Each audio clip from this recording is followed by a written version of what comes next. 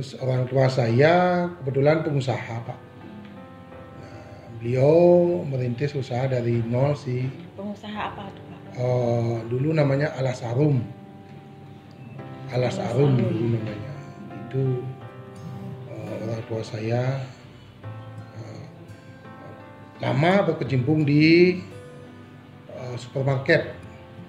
Jadi kalau dulu adanya Tragia, Tiara, Hero, Alas Arum. Itu dulu, itu mungkin zaman itu. Jadi saya masih kecil, tapi tahu juga. Saking perkembangan zaman, orang tua saya mengalihkan profesinya ke politik. Dia menjadi anggota dewan. Ayah Anda Pak siapa namanya? Pak Mandiranata. Oke. Jadi beliau menjadi anggota dewan terpilih tahun 2005 sampai 2009.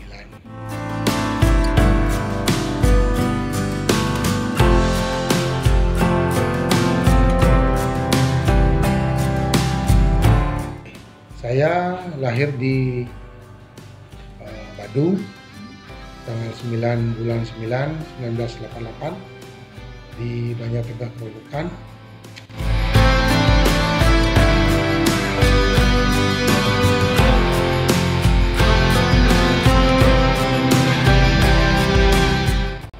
Saya kalau cerita dikit tentang keluarga saya.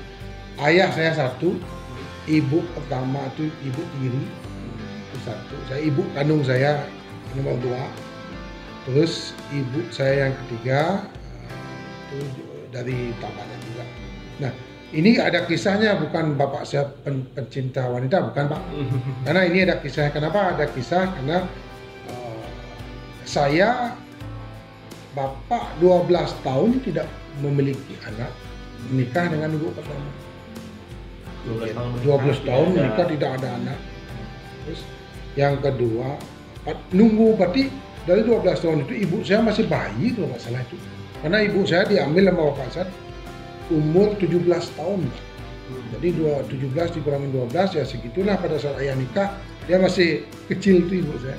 Nah, ibu saya pun ibunya itu asalnya di rumah saya, di rumah ayah saya. Jadi mereka seperti orang ada kembali hubungan, lagi. Ada hubungan saudara Ya, gitu, Pak. seperti ibu saya seperti kembali ke rumahnya. Nah, tapi nenek saya keambil ke Geria, jadi ibu saya orang Brahmana, orang Dayu, Pak. Ibu kandung saya. Ibu pertama saya itu sehabis diambil ibu saya, ayah saya mengandung. Yang ibu saya mengandung, yang pertama ikut mengandung juga. Akhirnya entah apa yang terjadi. Nah, yang ketiga emang bapak waktu itu suka berkelana mungkin Pak. Ibu saya memang udah stop punya anak, mungkin leluhur saya yang ingin tambah, mungkin ingin turun. Jadi bapak dia bercita-cita karena ibu saya kan saudara nih, terus biar saya ada ngurus tua, saya mau nikah lagi, ya semua merestu ini Pak gitu. Termasuk saya pun waktu kecil diajak, istilahnya nganggur itu loh, ke rumah ibu saya. Makanya saya biasa-biasa saja gitu. Makanya saya saya 6 orang Pak, termasuk saya biasa-biasa saja, saya anggap saudara semua, tidak ada ibu tiri, tidak ada sama. Nah, itulah keunikan keluarga saya. Keluarga besar gitu ya, Pak. Yeah.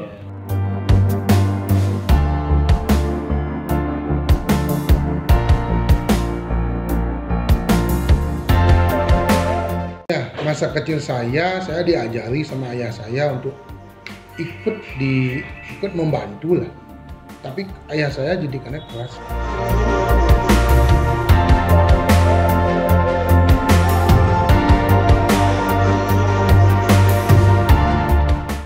Saya nggak begitu suka sekolah.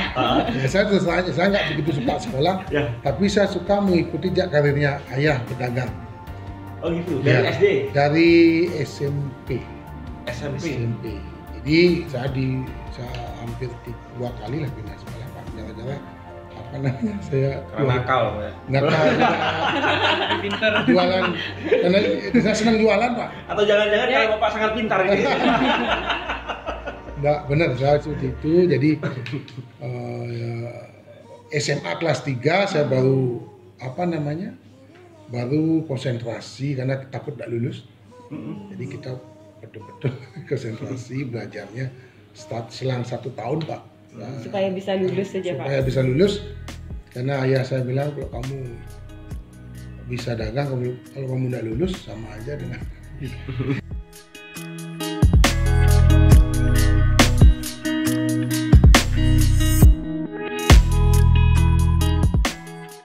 sosok orang tua saya, bagi saya sih ayah saya lihat orangnya apa ya, untuk saya sih dia suka membantu orang tanpa dia sering bilang, dia suka membantu orang tanpa dia sering bilang-bilang sama Tanpa saya, pamrih ya Pak ya? pamrih gitu. Jadi terus dia juga tegas dalam mendidik saya. Nah, terus banyak pesan-pesan yang sering diberikan ke saya dan saya implementasikan.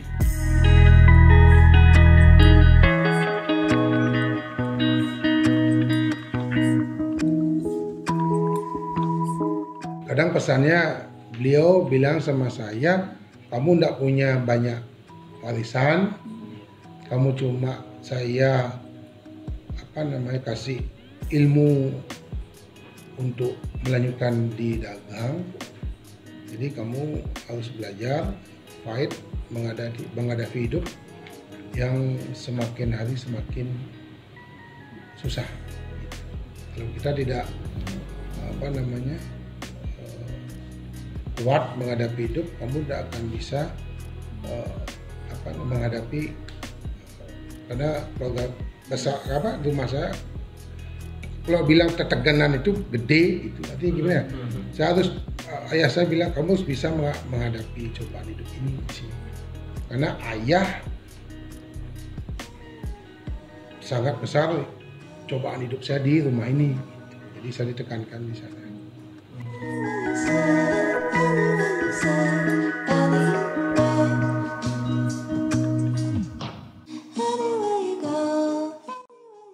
Ketemunya di sini Pak, di belakang ini. Ini apa sih? Belakang? Ya, di rumah saudara ibu bibinya ibu mertua saya.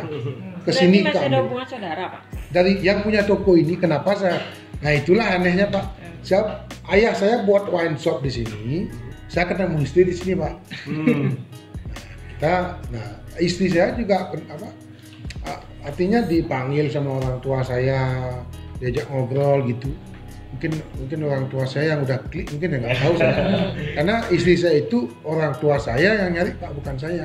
Mau ngajak nikah itu bukan saya Pak, orang tua saya. Adik saya itu, dia cerita saya sakit, kamu nggak mau sama anak saya. Waduh, saya pusing. Saya yang pusing Pak, sampai saya lari ke Jawa. 3 hari saya suruh nikah. Lari. Sempat nolak awalnya? Bukan nolak Pak Bu. Jadi saya nggak mau bilang gitu. Kok ujung-ujung nikah, ayah saya udah matum, kamu harus nikah. Gimana caramu? Sempat pacaran? Meyakin, sempat Pak 11 bulan sama Pacaran dulu. Ya. Jadi dia seperti gini dah, dia cara pacaran nih. Dia ditarik naik gitu. Didudukin gitu loh Pak. Istri saya umurnya 20, baru tamat SMA didudukin gitu kan pusing dia. Loh, saya mau diapain gitu kan. Nah, saya bilang, gini ya. Saat waktu itu udah maksa-maksa gini ya, benar gitu. Ayah saya, Aji terus nikah, apa tunggu lagi. Nanti, ya nucenik. Nah saya bilang istri saya nucenik. Gak apa-apa, nanti kan kuliah, nikah, kuliah, betul saat nikah itu istri saya kuliah, hamil juga kuliah. Jadi ayah saya biar saya cepat nikah, biar mungkin apa ya, ada tanggung jawab mungkin dari gimana. Saya yang lari Pak ke Jawa, saya lari sama keluarga istri saya, mertua saya ke Jawa 3 hari. Di sana saya berdoa biar mau diterima Di mana Bapak? Kemana? Jawanya kemana Pak? Di Lumajang. Oh, ke Lumajang. Ya, Iya. di Lumajang. Ada pendopo di sana kalau nggak salah. Ayah saya, mertua saya kan keruan gitu Pak. Dia sampai melukat ke Lumajang. Ya. Pandai apa? Lupa saya. Di sana kita melukat gitu.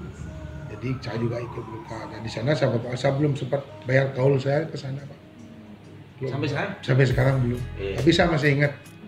Saya masih ingat kalau saya nikah saya kesini lagi. Dia kesini aja ngapain itu nginep di sini pokoknya. Jadi di sana bagus, mudah-mudahan masih masih ada bapaknya semua di sana. Segera saja Pak. Karena Jangan ditunda-tunda itu kemarin- Pak kaul. Kemarin saya bilang kita ke Jawa, nanti sekalian ke Puro yang di Mandaragiri kan sekalian punya anak lagi muda Pak. Saya bilang, aduh muda lagi. Nah itu ceritanya seperti itu. Saya ketemu istri saya di rumah yang punya toko ini. Oh, akhirnya menikah itu. Akhirnya menikah, akhirnya kita punya anak 2 sekarang.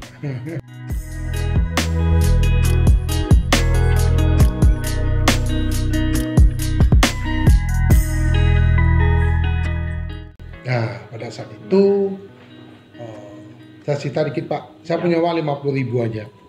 Terus, Waktu Bapak kapan nih? SD? Ya, enggak, waktu itu saya udah peralihan itu lah, tahun 2004 tuh. Saya punya uang 50.000.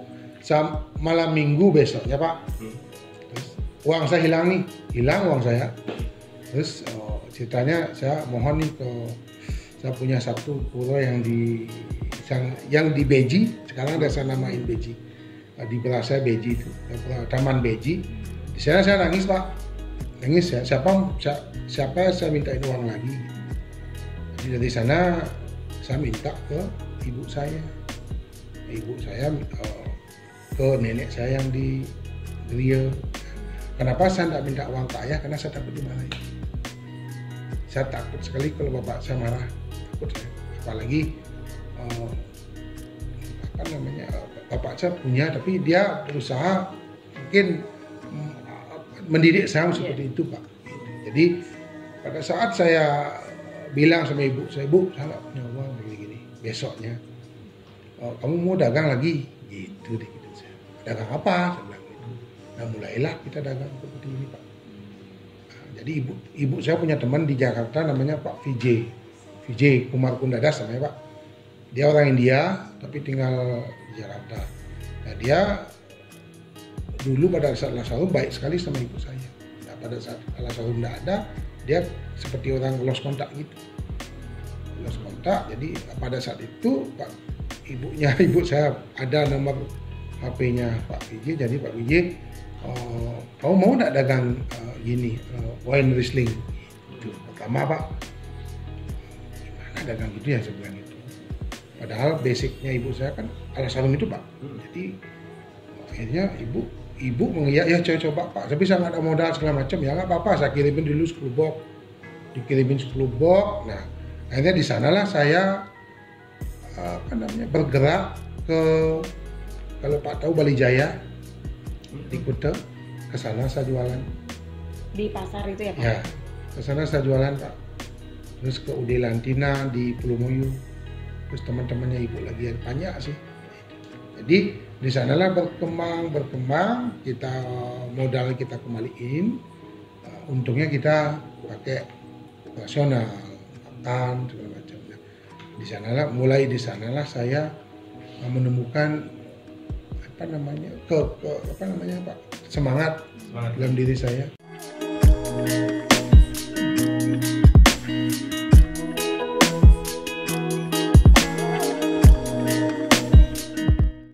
Dari awal yang artinya kita kan belum punya shop nih. Ya betul. Saya Keliling, artinya saya ditugaskan sama ibu saya. Kamu dagang, kamu mau uang, kamu ikut ibu, jual ikut. Oke, sama saya sama adik saya sih. Sama adik saya yang G Agung namanya Pak. Saya nyopir, dia ngirim, dia yang terima barang. Saya tidak mengerti, bikin nota segala macam biar ibu saya mengerti seperti itu.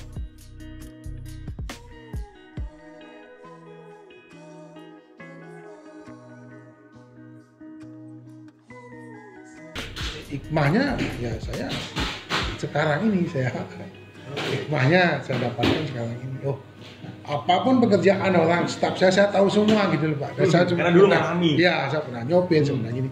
Ibaratnya saya kerja sama ayah sama ibu saya gitu.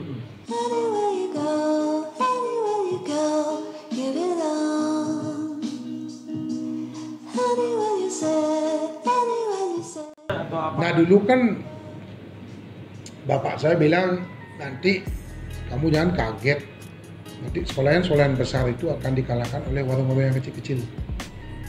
Bapak saya itu udah ngomong seperti itu. Iya bapak saya. Kamu ingat, kamu nggak usah buat toko seperti bapak lah, satu yang gede nggak usah. Kamu buat kecil-kecil aja di sini kecil. Nah itu divisinya apa? Gitu. Entah divisi wine shop, entah divisi beras nanti digituin siapa? Saya kan nggak kesana pikirannya. Akhirnya nggak mungkin masa Hero dikalahin Alfa lagi, nggak mungkin udah gede-gede gitu. Iya coba, karena bapak lihatnya di Amerika, karena dia pernah ke sana waktu DPR itu, dia lihat ada mat sekarang yang berkembang itu Pak.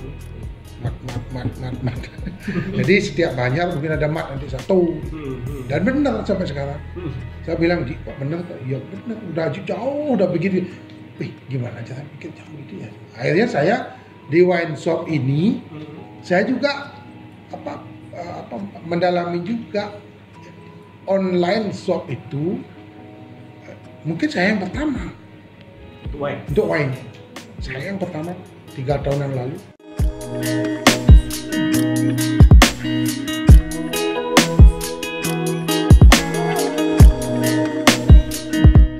Saya servisnya yang utama Pak.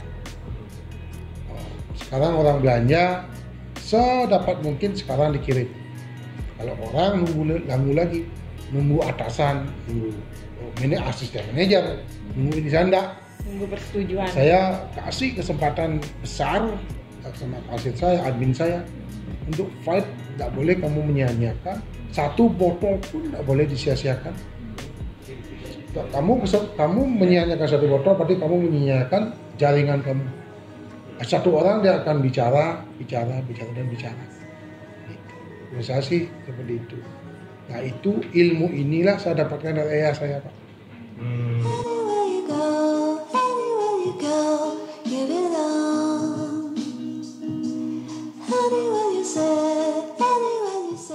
Harapan saya untuk usaha saya wine shop ini adalah bisa menyediakan wine yang berkualitas dengan harga yang bagus.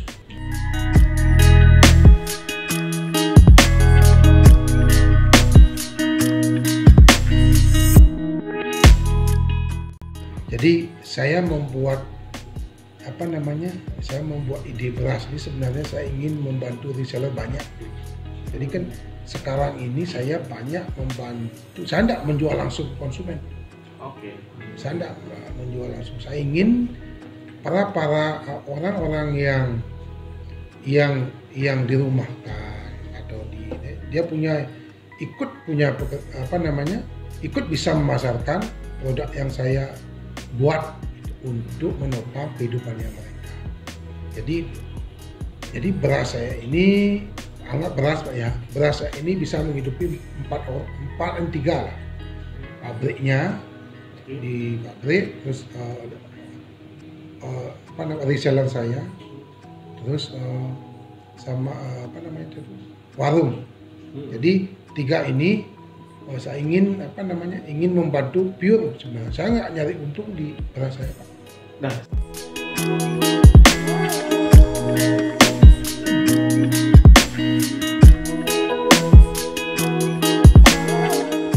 saya sudah memasarkan beras saya hampir 3.000 sak yang 5 kilo. Terus ini juga kapasitas pabrik saya di slip saya juga kapasitasnya tidak begitu amat besar. Terus yang 10 kilo hampir 2.000, terus yang 25 500 sak. Jadi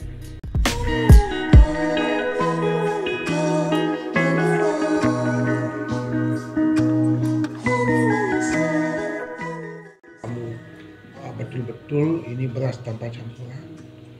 Kalau dicampur banyak dapat untung, tapi saya nggak mau karena udah brand saya beras Bali, harus yang ditanam di wilayah Bali, dimanapun pokoknya di wilayah Bali udah. Dan padinya juga padi pilihan. Saya mau padi ini. Bapak yang menentukan? Ya, saya nggak mau ya. Terus kenapa harus padi ini? Kan kita rezeki dapat untuk biarin. Yang penting yang mengkonsumsi enak. Pada saat pandemi gini, kamu nyampur beras, nggak dosa kamu sama orang yang makan. Iya. Dia sulit loh uangnya. Terus kamu campur lagi jelek berasa. Dia beli satu. Dia bisa beli satu, Pak. Terus jelek.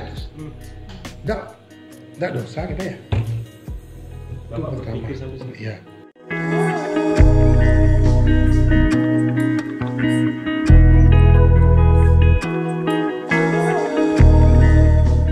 Saya ingin beras Bali ini terangkat namanya lagi. Ya, betul. Saya ingin beras Bali itu enak loh.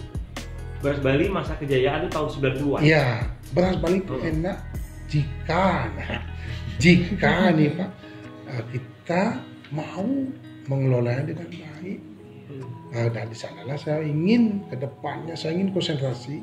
Terus terang, saya ingin konsentrasi Pak di beras ini ke depannya. Mungkin saya akan urus izin segala macam habis pandemi inilah. Maunya sih 2021 ini saya mau izin segala macam.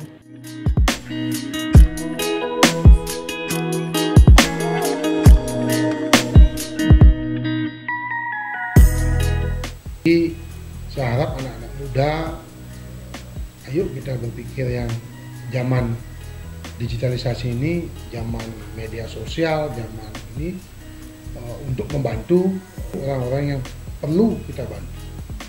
Jadi anak muda lah yang sebenarnya punya kekuatan itu untuk bergerak karena dia masih semangat, masih daya ingat masih bagus, fisiknya juga bagus.